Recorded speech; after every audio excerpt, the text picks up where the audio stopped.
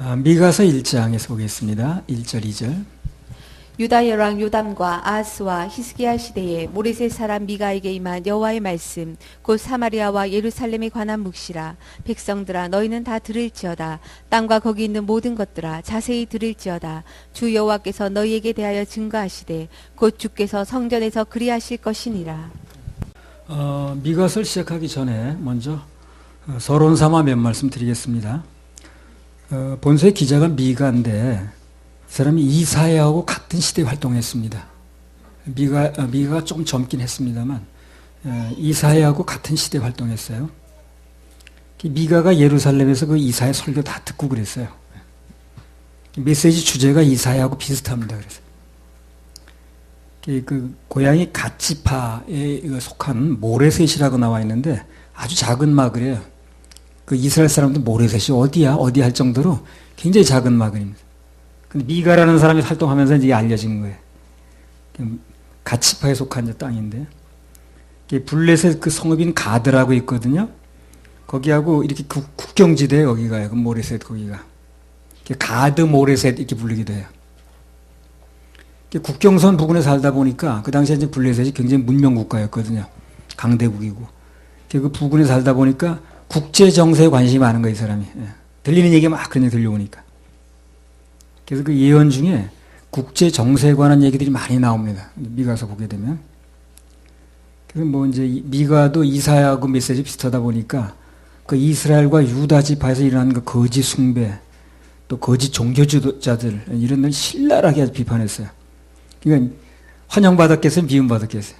미움받죠, 당연히. 나중에 자기 신변을 보호하지 않으면 안 될 정도로 이런 지경까지 가게 됐습니다.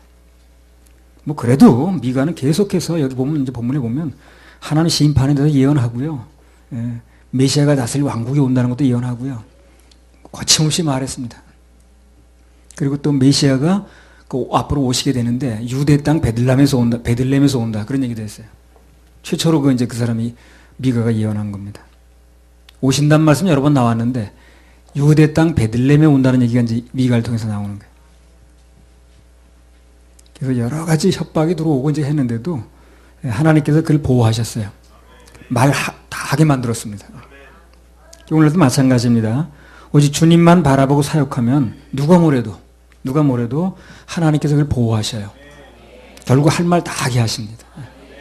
하나님의 선지자치고 할 말 못한 사람이 없어요. 다 했습니다. 그리고 이제 미가가 활동하던 시기는요, 밖으로는 아수르가 아주 힘을 얻을 때예요. 그래서 아주 크게 일어날 때입니다. 이스라엘과 유다를 침략할 아주 직전이었습니다. 그리고 안으로는 그 백성들의 부패가 아주 크게 달했을 때, 그때에 이 미가가 예언의 말씀을 받은 겁니다. 그 시대가 사역자를 탄생시킨 거예요. 그러니까 한마디로 시대가 타락한 시대가 그 진정한 선포자를 나타나게 합니다. 그래서 시대가 아주 타락하면 하나님께서 진정한 그 선포자를 만들어요. 그래서 그 타락한 세대에 진정한 하나님의 말씀이 선포되게끔 그렇게 만듭니다. 예레미야 26장 18절 19절. 유다 왕 히스기야 시대에 모레셋 사람 미가가 유다 모든 백성에게 예언하여 가로되 만군의 여호와께서 이같이 말씀하시기를 시온은 바깥이 경작함을 당하며 예루살렘은 무더기가 되며 이전에 사는 수풀의 높은 곳들 같이 되리라 하였으나 유다 왕 히스기야와 모든 유다가 그를 죽였느냐.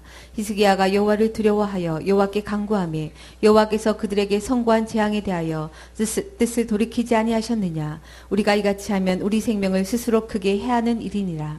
이건 예레미야가 하는 얘기인데, 예레미야는 이사야 다음 사람이죠. 이사야 시대에 그 미가라는 사람이 그 히스기야 왕을 상대로 사역한 얘기를 하는 거예요, 지금요.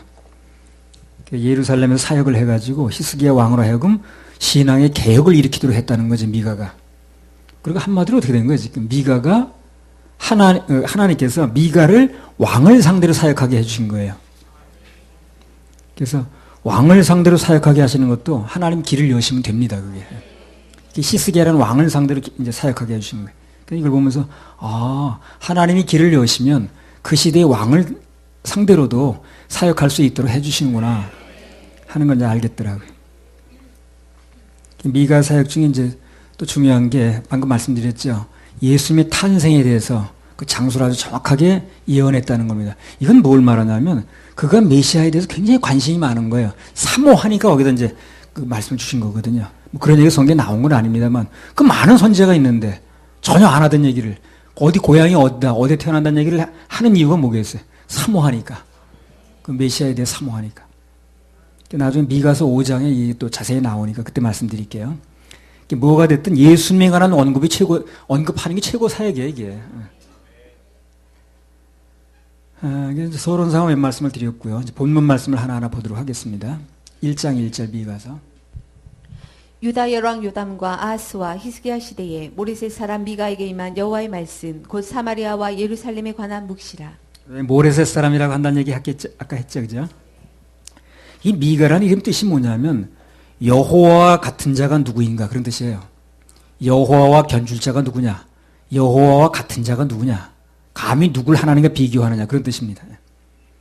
이 미가의 생애는 그야말로 오직 여호와 하나님만이 전부였어요.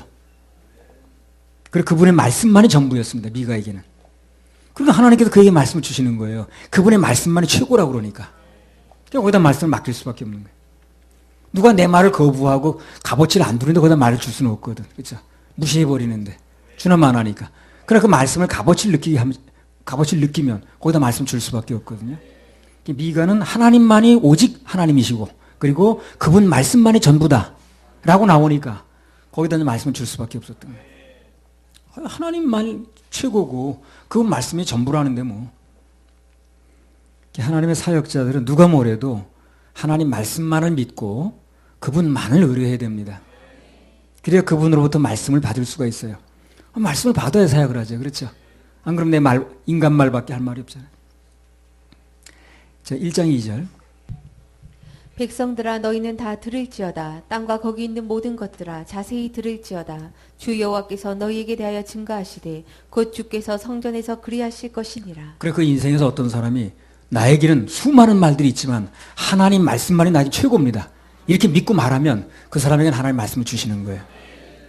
그걸 잘 안 하는 거예요, 사람들이. 근데 온갖 사람 서적을 많이 읽고 철학 서적을 읽고 누구 무슨 뭐 파스칼이 어쩌고 그런 얘기는 많이 하는데 예수님 말씀만을 중심을 두지 않는 거예요. 거기다 말씀을 주실 수가 없는 거예요. 말씀을 못 받으니까 나오는 건 뭐예요? 참 인간 얘기만 나오는 거예요. 무슨 학설이 어떠고 그런 얘기. 땅과 거기 있는 모든 것들아 자세히 들을지어다. 말씀을 좀 들으라는 겁니다. 언제든지 하나님 말씀을 대강 건성 듣지 말고 자세히 들어야 됩니다. 자세히. 아주 마음을 오픈하고 마음을 열고 하나님 음성을 자세히 귀담아 들으려고 하면 그 사람에게는 하늘로부터 음성이 들려요. 들은 말씀을 가지고 하는 것과 자기가 막 연구한 말씀을 하는 것 차원이 틀리죠. 그리고 말씀을 사모하는 사람들이 있는 곳에는 하나님께서 그 사람들을 위해서라도 말씀을 주시는 거예요. 그 사모하게 듣겠다는 사람들이 있는 곳에는 하나님 말씀을 주시는 거예요. 위대한 청중이 있는 곳에 위대한 메시지가 있는 겁니다. 그래서 말씀 듣지 않겠다고 거부하고 그러면 말씀이 주어질 수가 없어요. 그럼 무슨 말씀이 듣겠다고 나오면 정말 사람들이 알지 못하는 말씀, 듣지도 못하던 말씀, 그런 말씀, 깊은 말씀을 주시는 거예요. 우리에게도 세상 어디에도 하지 않은 말씀을 많이 주셨습니다. 우리한테. 그래서 어디 듣지 못한 말씀이 나오다 보니까 처음 듣는 사람도 이상하다고 그러잖아요. 이상할 게 없어요. 못 들은 그들이 잘못이지. 들은 우리가 잘못이 아니에요. 자기는 사모하는 마음이 없으니까 들리지 않았을 뿐이죠. 미가서 1장 3절에서 5절. 여호와께서 그 처소에서 나오시고 강림하사 땅의 높은 곳을 밟으실 것이라.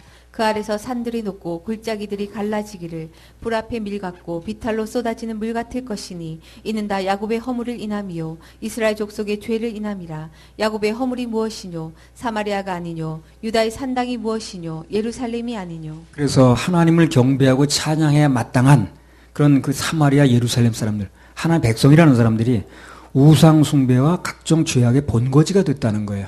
기가 막히죠. 그래서 하나님께서 그곳에 심판을 내리시겠다고 선포를 하시는 겁니다.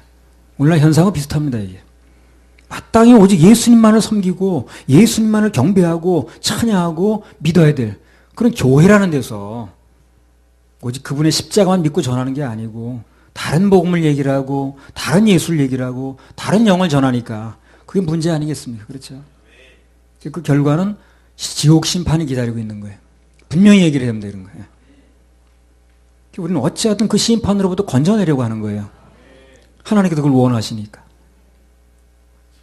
미가사의 그거예요. 이제 건져내겠다는 거예요. 이제 뭐 공격이 들어오고 했지만 아랑곳하서 하는 겁니다. 하나님 보호하셨어요. 미가를.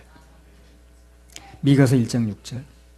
이러므로 내가 사마리아로 들의 무더기 같게 하고 포도심을 동상 같게 하며 또 그 돌들을 골짜기에 쏟아내리고 그 지대를 드러내며. 예. 그래서 이스라엘 수도인 사마리아, 예, 다시는 복구할 수 없을 정도로 완전히 파괴될 걸 얘기를 하거든요. 우리는 사람 손을 두려워하지 말고 하나님을 두려워해야 됩니다. 왜? 사람 손에 망하는 것은 하나님이 간단하게 다시 살릴 수 있어요. 사람 손에 망한 것은 하나님이 간단하게 다시 살릴 수 있습니다. 그러나 하나님 손에 망한 것은 이 세상 아무도 건져내지 못해요. 그래서 하나님을 두려워해야 됩니다. 살아계신 하나님 손에 빠져들어가는 것이 무서울진저 그러잖아요. 히브리서 10장 31절에. 어디까지나 사람 두려워하지 말고 모든 것에 결정권을 가지신 하나님만 신경 쓰고 경외하면 그게 가장 안전한 길이에요. 가장 안전한 길입니다. 이 시편 56편 11절에 보면 내가 하나님을 의지하였은즉 두려워 아니하리니 사람이 내게 어찌하리이까. 이게 참 맞는 얘기야. 사람이 내게 어떻게 하겠느냐. 내가 하나님을 두려워하는데 하나님이 날 보호하시는데 사람이 내게 어떻게 하겠느냐. 이게 굉장히 중요한 생각이죠. 미가서 1장 7절. 그 세기 우상을 다 파쇄하고 그 음행의 값을 다 불사르며 그 목상을 다 회파하리니 그가 기생의 값으로 모았은즉 그것이 기생의 값으로 돌아가리라. 그래 이스라엘 백성들이 뭐 우상을 상대로 모든 보물을 바치고 또 물질 갖다 바치고 희생을 드리고 했는데 그것을 기생의 몸값에 비유를 하는 거예요 지금요. 그렇죠? 이렇게 나왔죠? 물질도 헌금도 제대로 된 곳에 드려야 되는 거예요. 그래서 안 그러면 난 기껏 헌금했는데 기껏 물질 드렸는데 그 결과는 영적으로 매춘한 값을 지불한 결과가 될 수 있다는 거예요. 그렇게 말씀을 하시는 거예요 지금. 난 이 말씀이 보이는 순간 깜짝 놀랐습니다. 그렇구나. 이게 그냥 헛돈 쓰는 정도가 아니라 이거는 매춘한 값을 지불하는 값에 비교할 수도 있구나. 이게 얼마나 안 좋은 겁니까? 난 돈을 드렸는데 제대로 드려야 되는 거예요.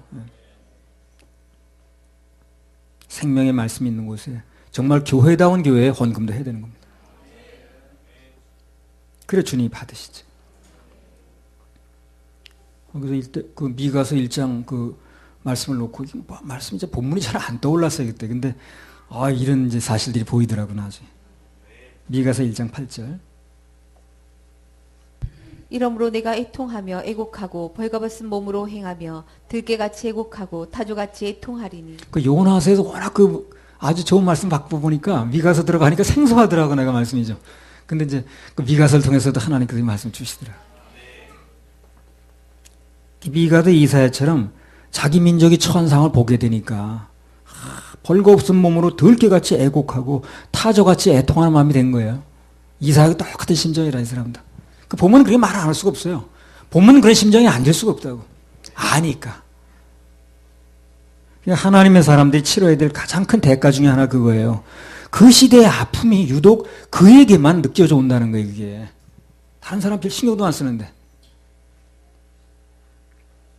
아니, 내 경우도 이렇게 보면 다른 사람은 거짓 종교가 뭘 하고 다니든 거짓 뭐 종교 지도자가 뭘 하고 다니든 무슨 말을 하든 아무 상관도 안 해. 언급조차 없어. 이 세상이 어찌 돌아가든 뭐 사상체이 어찌 돌아가든 별로 관심이 없더라고. 뭐 거짓 선지자들이 사람들을 어떻게 속여서 지옥으로 끌고 가는지 나 몰라라. 모르니까 별로 가슴 아플 것도 없는 거예요 또. 그냥 그 모든 것도 유독 나한테 자꾸 들리는 거예요. 보여지고. 그러니까 때로는 분노하고 때로는 너무 미약한 나를 보고 좌절도 하고 가슴이 아픕니다. 요새 뭐 돌아가는 일 보면 다 뭐 좋다고 그러고 환영이라고 그러는데 나는 또 그 이면의 일들이 보이고 그들이 뭘 노리고 하는 것도 보이고 그러니까 안 보이면 나도 똑같이 그냥 마음 편하게 살 텐데 글쎄. 참 감사한 거냐. 그래도 그런 문제를 놓고 기도하면 하나님께서 들어주셔요. 그때 무슨 문제가 있었냐면 그때 서울시가 동성애자 뭐 인권선언 그거 한다고 또 그냥 하다가 포기했다고 이제 그 기사가 나오더라고요. 다 기도 응답이 아니고 뭐겠어요 그때. 기도하면서 그거 통과되지 않게 해달라고. 우리 기도를 들어주신 하나님께 박수 올려드려요. 네, 감사하죠. 별로 관심도 없는데 왜 이렇게 그런 게 보이는지. 미가가 그래서 이제 가슴 아픈 거예요. 그래서 그 시대 그 선지자라는 사람도 많지만 별로 안 보여. 그런 사람들은 속만 편하게 잘 지내. 근데 미가한테 그게 보이는 거예요. 이사야도 마찬가지고. 미가서 1장 9절. 이는 그 상처는 고칠 수 없고 그것이 유다까지도 이르고 내 백성의 성문 곧 예루살렘에도 미쳤음이니라. 그래서 오직 예수님만 믿지 않고 다른 복음을 믿는 자는 영적으로 깊은 병이 든 것 같다는 거예요. 도저히 고칠 수 없는 상처라는 겁니다. 그래서 그렇게 해서 든 병은 다른 약으로는 치료가 안 돼요. 오직 예수님께로 돌아오는 길밖에 없습니다. 늘 말씀을 드리듯이 행위를 회개할 게 아니라 잘못 믿은 믿음을 회개해야 된다니까요. 그 말이 얼마나 깊은 말인지 몰라요. 10절 11절. 가드에 구하지 말며 도무지 호곡하지 말지어다. 베들레아 브라에서 티끌에 굴지어다. 사빌 거미나 너는 벗은 몸에 수치를 무릅쓰고 나갈지어다. 사안한 거미는 나오지 못하고 베데셀이 애곡하여 너희로 의지할 곳이 없게 하리라. 고난이 올 때 가드에 구하지 말라고 그랬습니다. 사람에게 도움을 청하지 말라는 거죠. 왜 사람에게 도움을 청하는 게 필요가 없는가 하는 얘기가 또 나왔어요. 왜 그렇습니까? 이 본문이 뭐라 그랬어요? 사안한 거미는 나오지 못하고 베데셀이 애곡하여 너희로 의지할 곳이 없게 하리라 그랬거든. 이게 무슨 말이냐면 그들도 지금 고난을 당하고 있는데 애곡하고 있는데 무슨 도움이 되겠냐는 거예요. 거기서 자기 앞가림도 못하고 있는데 오직 도움은 하나님께로부터 오는 거니까 결정적인 순간에 도움의 대상을 제대로 잡으라는 겁니다. 이사야 40장 28절에 31절.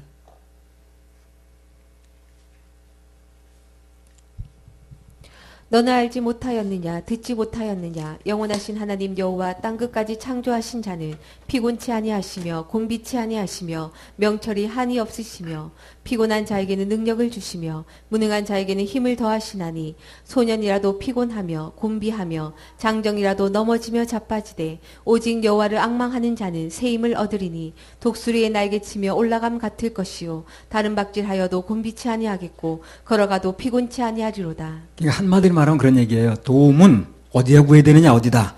피곤하지도 지치지도 무능하지도 않으신 그 하나님께 구해야 된다는 얘기를 하는 겁니다. 똑같이 애곡하는 사람들, 똑같이 고통받는 사람들, 그런 인간을 상대로 도움을 요청하는 거, 그처럼 어리석은 게 없다는 거예요. 도움은 하나님께로, 도움은 하나님께로, 도움은 하나님께로 됩니다.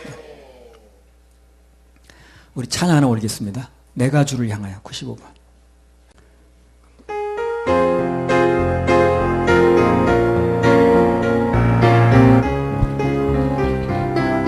내가 주를 향하여 내가 주를 향하여 눈을 들리라. 눈을 들리라. 나의 도움 어디서 나의 도움 어디서 어디서 오나. 천지 만물 지으신 천지 만물 지으신 너와 나를 만드신 너와 나를 지으신 창조의 주 하나님 창조의 주 하나님 축복의 주 하나님 축복의 주 하나님 부르짖으라 부르짖으라 너는 내게 부르짖으라 응답하리라 그곳 비밀 한 일 내게 보이리라. 내가 주를 향하여 기뻐하리라. 나를 사랑하시는 나의 주 그리스도 십자가의 보혈로 내 죄 씻어주시는 용서의 주 하나님 구원의 주 하나님 기뻐하여라 너는 항상 기뻐하여라 감사하여라 그거 놀라운 일 내게 보이리라. 내가 주를 향하여 내가 주를 향하여 감사하리라. 감사하리라. 나를 도와주시는 나를 도와주시는 나의 주 성령, 나의 주 성령님, 환난 고통 당할 때 나를 보호하시는 능력의 주 하나님, 생명의 주 하나님, 찬양하여라, 할렐루야, 찬양하여라, 소리 높여서 찬양하여라, 영광 찬양의 주 예수 그리스도. 아멘. 1장 12절. 마롯 거민이 근심 중에 복을 바라니 이는 재앙이 여호와께로 말미암아 예루살렘 성문에 임함이니라. 지금 세상 돌아가는 거 보세요. 그 얼마나 답답한 일이 말이 나는가. 그 목사가 그런 걸 가지고 얘기를 해야지 글쎄 그런 거 판단해서 그 무슨 뭐 자질구레 그런 게 자꾸 신경 써도 되겠어요. 마롯 거민이 근심 중에 복을 바라니 이는 재앙이 여호와께로 말미암아 예루살렘 성문에 임함이니라. 마롯 고민이 뭐 어디 사람들이냐. 아수르가 예루살렘을 공격할 때 자기네들 혹시 우린 재앙을 피할 수 있겠지 하면서 막연한 희망을 가졌다는 겁니다. 그러나 이 재앙은 여호와로 말미암은 것이기 때문에 그런 요행수는 통하지 않는다는 거예요. 확실한 도움을 받으려면 그런 막연한 생각을 가지면 안 돼요. 확실한 말씀을 붙잡아야 됩니다. 그래야 나중에 할 말이 있어요. 언제든지 말씀을 붙잡아야 됩니다. 세상 돌아가는 것은 무슨 내가 무슨 불을 번쩍 봤네, 무슨 뜨거운 걸 다 소용없어요, 그냥. 책임을 지질 않아요, 그냥. 가끔가다 보면 그렇게 말하는 사람이 있거든. 하나님이 날 사랑하시니까 나는 구원을 받았대. 그런 막연한 생각을 가지고 있는 사람. 그럼 하나님 사랑하지 않는 사람이 누가 있는가, 그럼? 그렇죠? 하나님이 세상을 사랑해서 이처럼 독생을 주셨다는데, 그럼 사랑하지 않는 사람이 누가 있냐고, 그럼. 그런 얘기를 하면 안 되는 거예요. 구체적으로 그분이 나에게 무슨 말씀을 주셨고 그 말씀을 붙들고 내가 어떻게 믿어서 구원받았다. 이걸 붙들어야 되는 거예요. 그럼 나중에 뭐가 문제가 생겨도 그 말씀을 내놔야 될 거 아닌가. 그 나중에 가서 하나님이 날 사랑하신다고 그래서 나 구원받은 줄 알았으면 내가 세상을 사랑하지 않는 사람이 누가 있냐. 세상을 사랑한다고 그랬는데. 그 세상을 사랑하니까 독생자를 주셨다는 거 아니에요. 그럼 그분이 독생자 주셨을 때 피를 내놨을 때 그 공로를 믿어야지. 그건 믿지 않고 막연히 사랑하니까 뭐 지옥 보내겠냐. 여호와 증인 이런 얘기하더라고. 하나님이 세상을 사랑하신다는데 무슨 지옥을 만들었냐는 거야. 지옥이 있으니까 안 가게 하려고 그분이 오신 거 아니겠어요.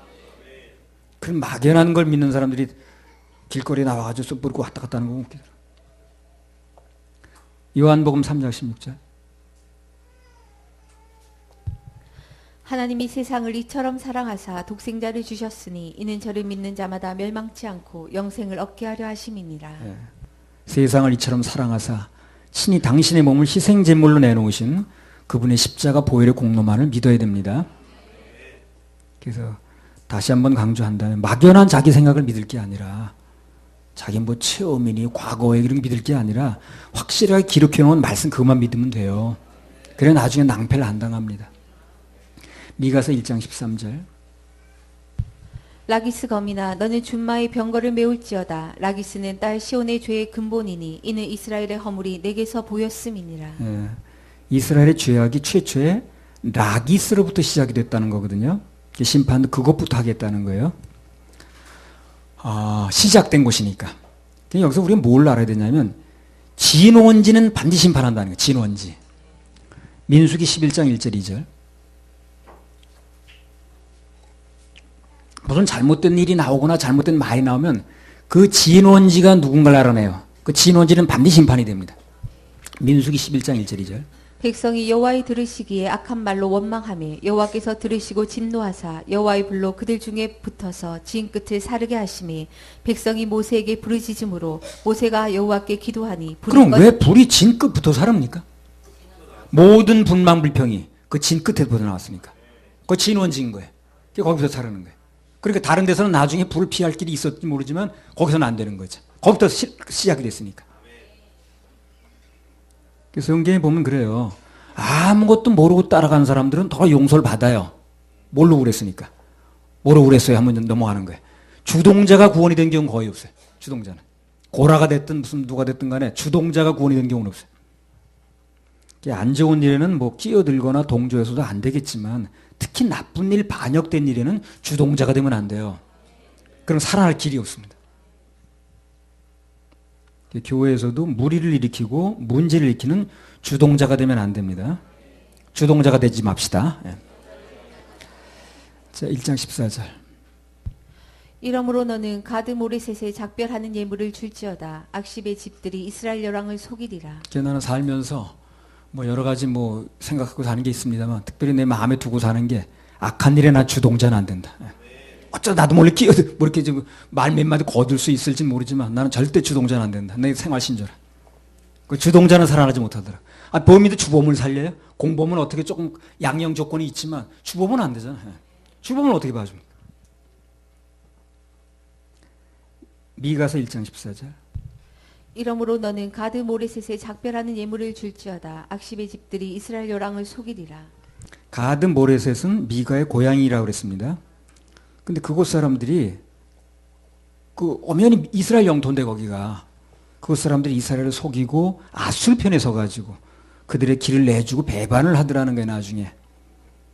그래서 사람이란 존재는 원래 그렇습니다. 결정적인 순간이 되면 다 배반하고 그러는 거예요. 사람 믿으면 안 돼. 그래서 사람 믿지 말고 사람은 사랑을 줘야 되는 대상이긴 하지만 믿을 대상이 아니에요. 하나님만 믿어야 됩니다. 그게 최고로 안전해요. 무슨 사람을 믿나 믿기를.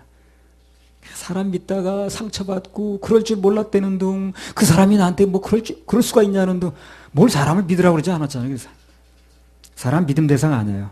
하나님만이 믿음 대상입니다. 하나님만 믿은 사람은 하나님이 나한테 그럴 줄 몰랐다는 그런 말 하지 않더라고요.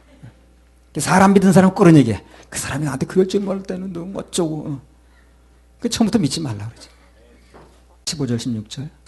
마레사 거미나 내가 장차 너를 얻을 자로 내게 임하게 하리니 이스라엘의 영광이 아둘람까지 이를 것이라. 너는 내 기뻐하는 자식으로 인하여 내 머리털을 깎아 대머리 같게 할지어다. 내 머리로 크게 무여지게 하기를 독수리 같게 할지어다.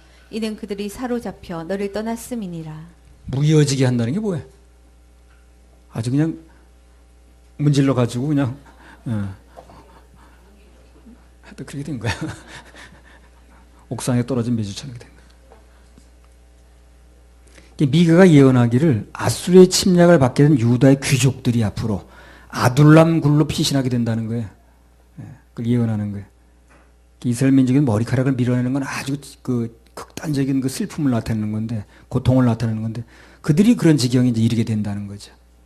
이런 말씀을 미리 하시는 주 목적이 뭐냐면, 그런 일이 닥치기 전에 미리 예방자라라는 거예요, 예방. 예방자라라는 거예요, 예방자라는 사람이 현명한 사람이에요. 닥쳐가지고 뭐 어쩌고저쩌고 하는 사람은 그 사람은 참 답답한 사람이라. 수습도 곤란하고. 예방을 잘해야 돼, 예방. 그 예방은 그런 일이 안 오게 하는 건데, 그럼 아주 감쪽같이 살아날 수 있잖아요. 그죠? 자, 2장 1절에서 3절. 침상에서 악을 꾀하며 간사를 경영하고 날이 밝으면 그 손에 힘이 있으므로 그것을 행하는 자는 화 있을진저.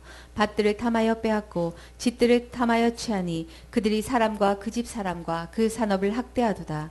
그러므로 여호와의 말씀에 내가 이 족속에게 재앙 내리기를 계획하나니 너희의 목이 이에서 벗어나지 못할 것이요 또한 교만이 다니지 못할 것이라. 이는 재앙의 때임이니라 하셨느니라. 자, 본장에는요, 이스라엘 백성들이 지은 죄악과 그 죄악으로 인해서 그들이 받게 될 뭐 형벌, 그런 것도 나오고요. 그 다음에 그 남은 자들을 회복시키겠다는 약속도 나오고 그래요. 1절, 2절 다시 읽어보세요.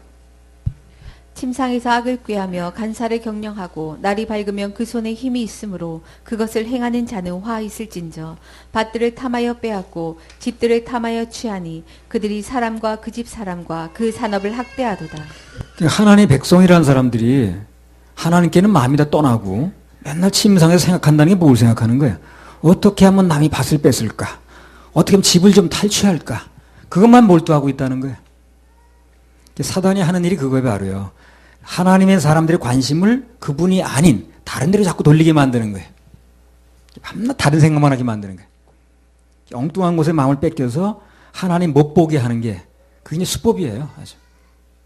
그러니까 내가 요새 하나님 생각은 안 나고 자꾸 딴 생각만 난다. 그럼 사단의 조종을 받고 있는 거예요. 그걸 인정하면 이길 수 있어요, 그걸요. 근데 인정 안 하면 못 이겨요, 그걸요. 아, 내가 사단의 조종을 받고 있구나, 지금. 내 마음에 다른 마음이 들어와서 날 조종하고 있구나. 이걸 인정하면 이길 수 있어요. 근데 그걸 인정을 안 하고 자기 마음인 줄 알면 못 이기는 거예요. 사단의 수법이라는 건 하나님의 백성들로 하여금 하나님께 마음에 쏟지 않고 자꾸 다른 거 생각하게 만드는 거예요. 다른 걱정하게 만들고. 오늘 보면 사단은 이스라엘 사람들 마음에 들어가가지고 그들로 하여금 하나님께 경배하고 예배하는 대신 침상에서 악을 꾀하게 만들고 날이 밝으면 악한 자들 무슨 약한 자들의 밭과 집들을 어떻게 뺏을 것인가, 그 소를 어떻게 위조할 것인가 이런 걸 생각하게 만든다는 거예요. 사람 학대하고 말이에요.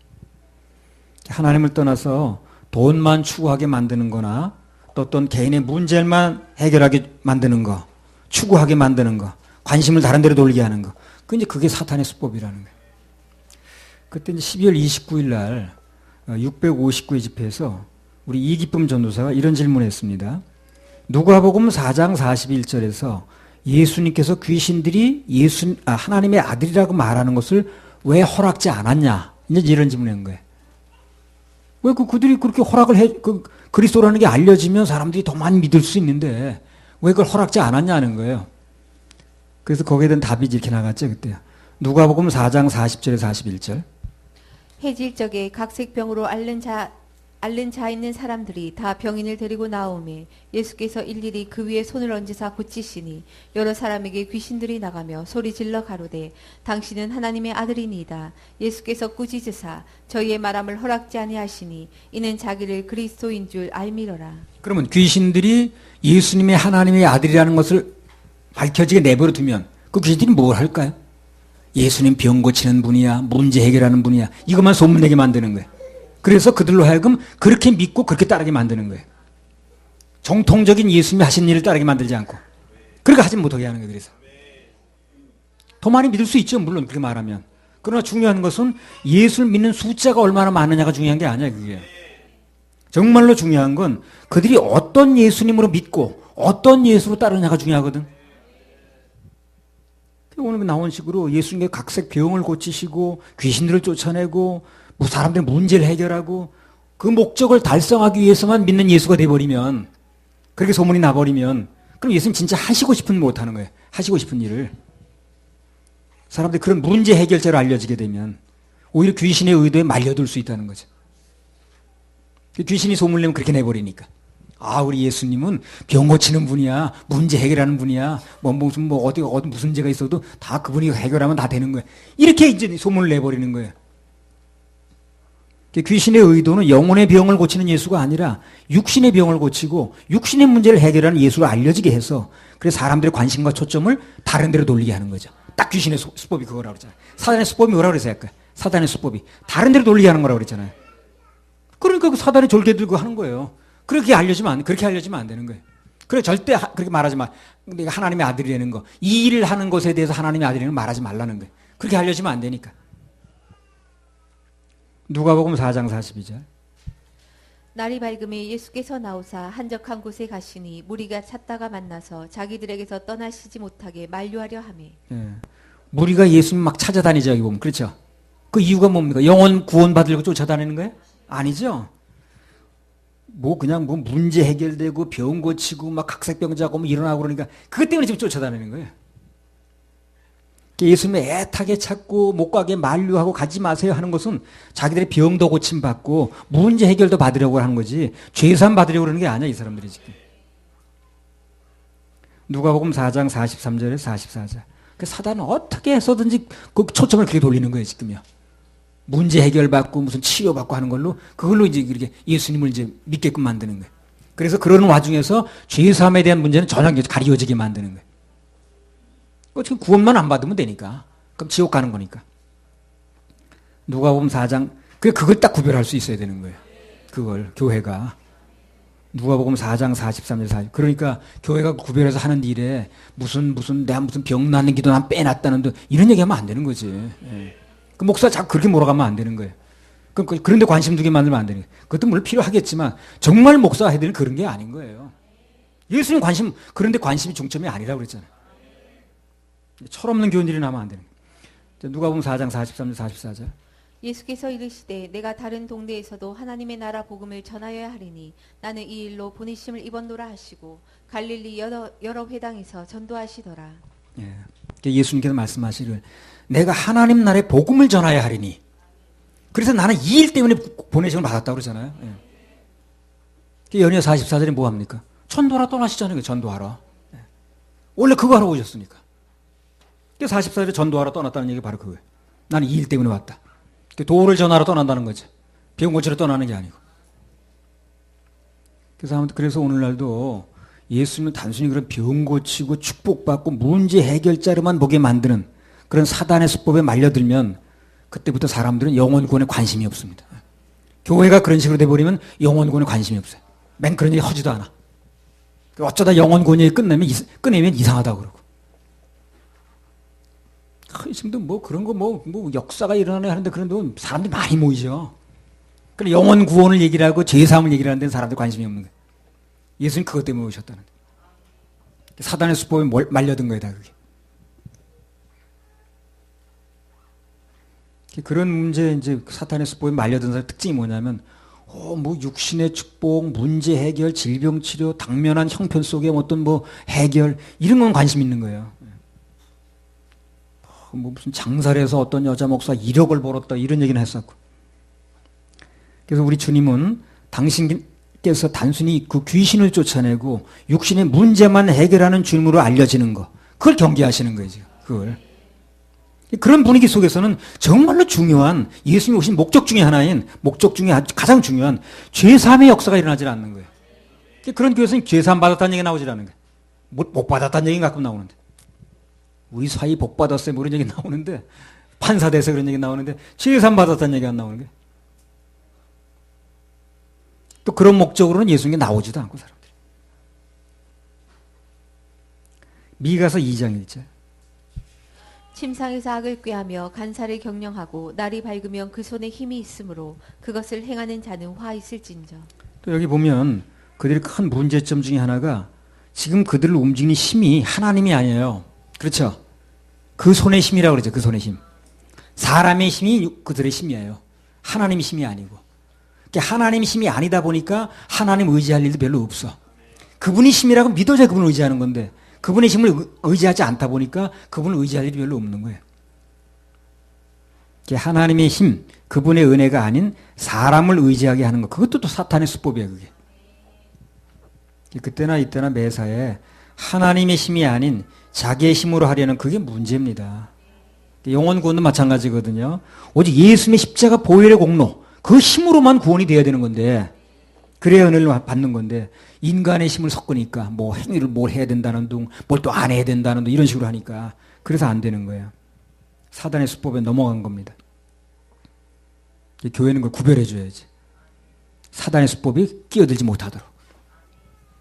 하나님을 떠나서 사람 중심 인본주의로 몰아가려는 거. 그게 이제 그 배후에는 전부 사단이 있다는 겁니다. 그 수법이 있다는 거예요. 그걸 알아야 거기 속지 않는 거예요. 그 소나기에 빨리 벗어날 수가 있어요. 안 속아. 속지 말아야 돼. 속지 말아야 돼. 가장 심각한 게 속는 거예요. 속지 말아야 돼. 속으면 그때부터 그 사람이 움직이는 게 아니에요. 그 사람 속에서 사단이 움직이는 거지. 속질 말아야 돼요. 2장 3절. 그러므로 여호와의 말씀에 내가 이 족속에게 재앙 내리기를 계획하나니 너희의 목이 이에서 벗어나지 못할 것이요 또한 교만이 다니지 못할 것이라 이는 재앙의 때임이니라 하셨느니라. 여호와의 말씀에 내가 이 족속에 재앙 내리기를 계획하나니 너희 목이 이에서 벗어나지 못할 것이요 또한 교만이 다니지 못할 것이라 이는 재앙의 때라. 악한 자들이 침상에서 누굴 해할까 뭐 누굴 뺏을까 누굴 공짜로 먹을까 별거 다 생각을 해도 그 계획을 가지고 있을 때 하나님께서는 오히려 뭘 가지고 있다는 거예요. 그들을 어떻게 제거할 것인가 이 계획을 가지고 있는 거예요. 꿈에도 몰랐을 겁니다. 내가 내일 일어나가지고 누구 약한 사람 가서 사기를 해가지고 뺏을까 이것만 생각하고 있지. 그런 자기가 하나님 보실 때 제거의 대상이라는 거. 하나님 그 사람을 어떻게 제거하려고 지금 계획을 세우고 있는 거. 이건 꿈에도 생각 못했어요.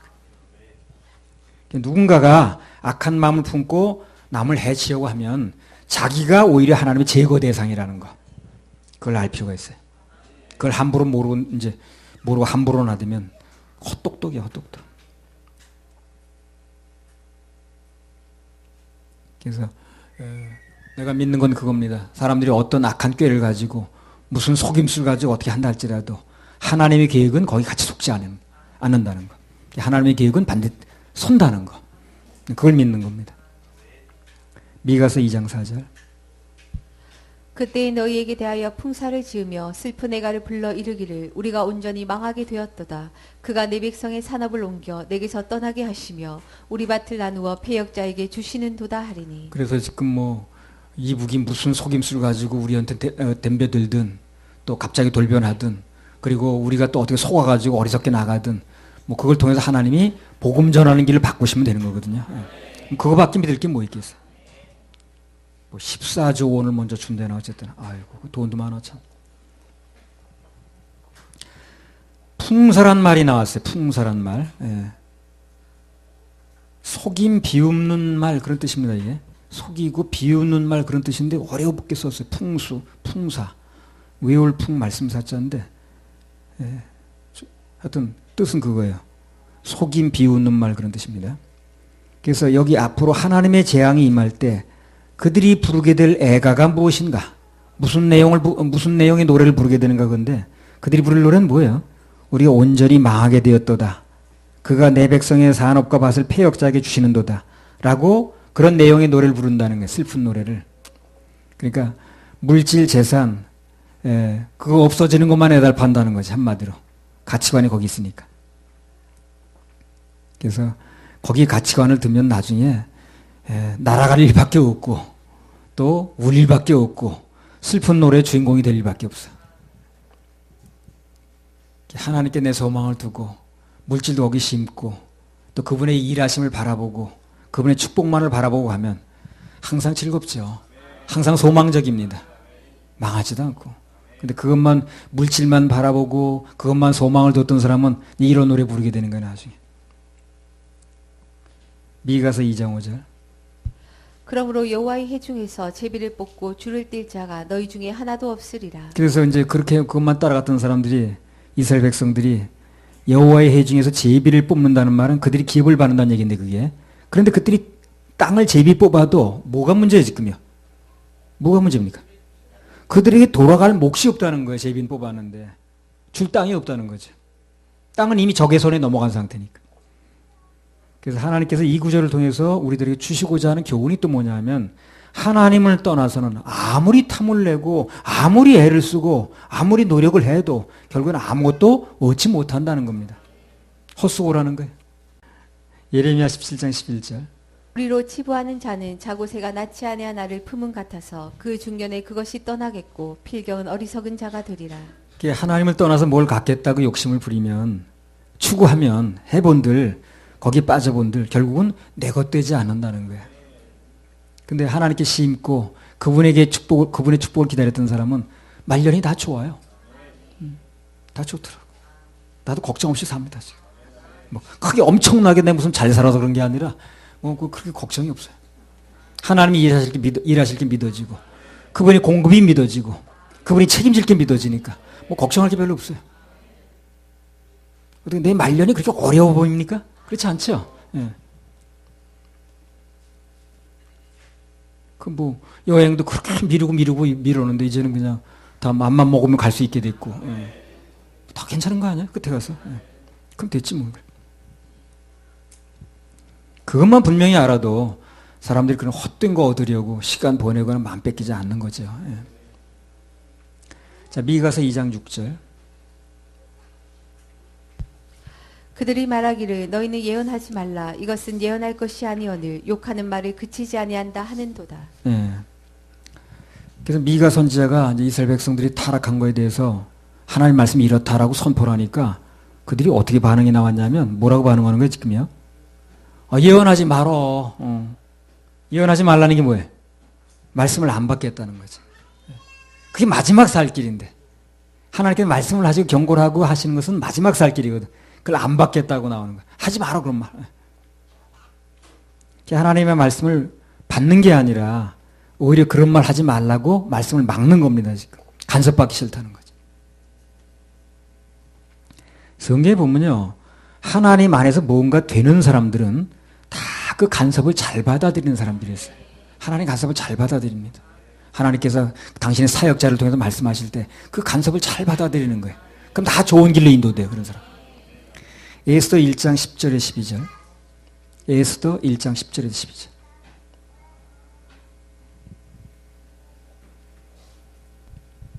제7일에 왕이 중이 일어나서 어전넷이 무만과 비사와 하르보나와 빅다와 아박다와 세달과 가르가스 7사람을 명하여 왕후 와스디를 청하여 왕후의 멜류관을 정지하고 왕의 앞으로 나오게 하여 그 아리따움을 뭇백성과 방백들에게 보이게 하라 하니 이는 왕후의 용모가 보기에 좋음이라.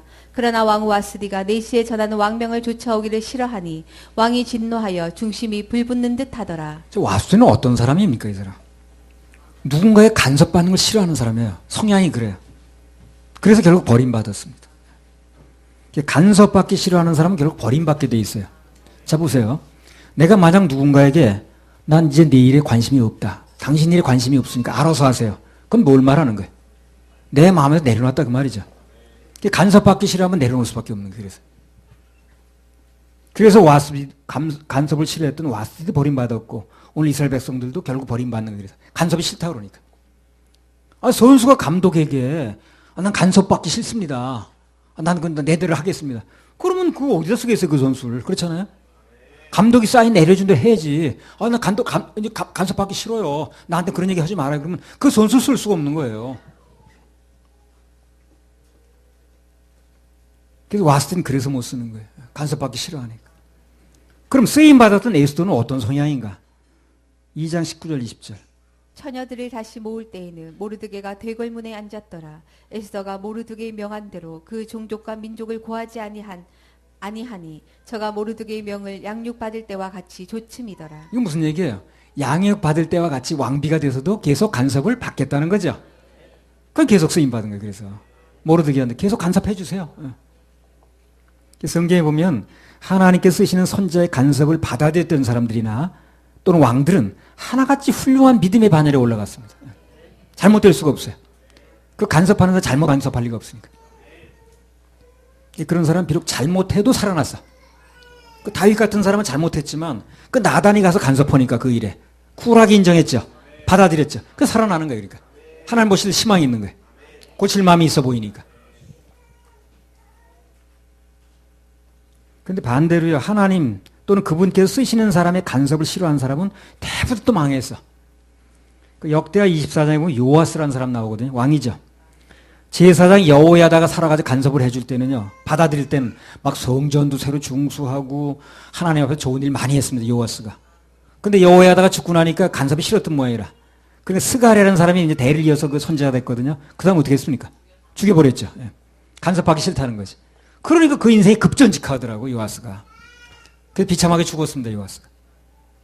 하나님과 그의 쓰는 사람의 간섭을 싫어하면 사는 길이 아니라 죽는 길이라는 겁니다. 역대하 26장 4절 5절. 우시아가 그 붙인 아마샤의 모든 행위대로 여호와 보시기에 정직히 행하며 하나님의 묵시를 밝히 하는 스가랴의 사는 날에 하나님을 구하였고 저가 여호와를 구할 동안에는 하나님이 형통케 하셨더라. 예.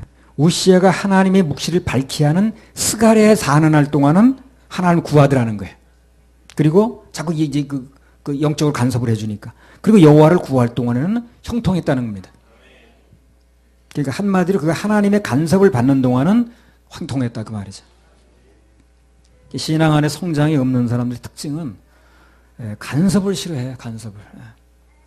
아니면 겉으로는 예의해도 속으로 싫어하든가.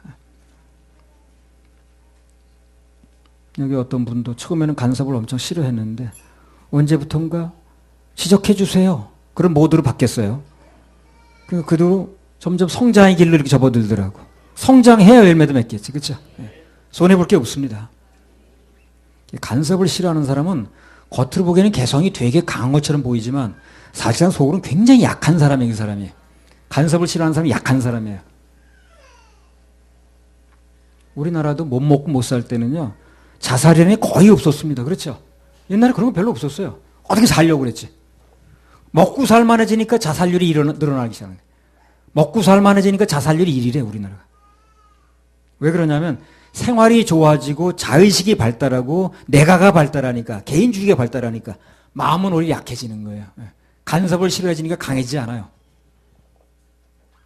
간섭 속에서 자기가 닦여야 되는데 닦이질 않으니까 약한 거예요, 사람들이. 조금만 안 좋은 일이 벌어지면 좌절하는 거예요. 견디지 못해. 그리고 극단적인 선택을 하고. 그리고 우리나라 자살률이 늘어나는 거예요. 그래서 옛날에 그러지 않았어요. 우리 어렸을 때만 해도요, 못 먹고 못 살아 굳세서 사람들이 아주. 어떻게 상경해가지고 서울 가서 그냥 뭐 어떻게 살아보려고 그랬는데, 요즘 사람은 너무 이제 이게 자의식이 발달하다 보니까 누가 간섭하는 걸 감당을 못 해. 그리고 어디 가서 사회라는 게 자기한테 막 간섭 들어오고 그러면 견디지 못해. 걔 직장생활 너무 힘들어하고, 조금 좌절해가지고 죽고. 뭐, 담임선생이 야단치니까 옥상에 떨어졌대나? 옛날에 우린 뭐, 야단 맞는 정도가 아니에요. 그냥 뿅도 맞고 그랬어, 그냥. 그래도 여전히 뭐, 그것 때문에 학교 안 가고 그런 거 없어요. 근데 요즘에는 무슨 야단 쳤더니 옥상에 떨어졌대. 그게 약한 거예요. 간섭 안 받는 데 강한 게 아니에요, 그게. 간섭을 받으면서 강해지는 거예요. 그 닦이면서 그 빛이 나는 겁니다. 그걸 안 받겠다라면 자기는 약해지는 걸 알아야 돼. 나중에 그 사회가 나가가지고 그게 막 자기 간섭이 들어오면 감당이 안 되는 거예요. 그러나 직장생활 못 해. 자의식이 강하다는 게 그 강한 게 아닙니다. 굉장히 약한 거예요, 그게. 약한 상태이기 때문에 간섭을 싫어하면 하나님 못 쓰는 거예요. 그래서 약한 사람은 어떻게 씁니까? 강해야 쓰지. 조심스러워도 어떻게 깨질까 봐 어떻게 쓰냐고. 요리 그릇 같아가지고. 아주 그릇이 강해야 쓰지. 그 약한 걸 어떻게 쓰겠냐고. 간섭받기를 좋아하면 실제로 엄청 강해집니다. 그게. 튼튼하니까 쓰임받는 거예요. 튼튼하니까. 간섭받기 싫어한다는 건 나는 약한 상태로 그냥 있겠어요. 쓰임받지 못하고 그냥 살다 그대로 가겠습니다. 라고 말하는 것 같은 거예요. 그게.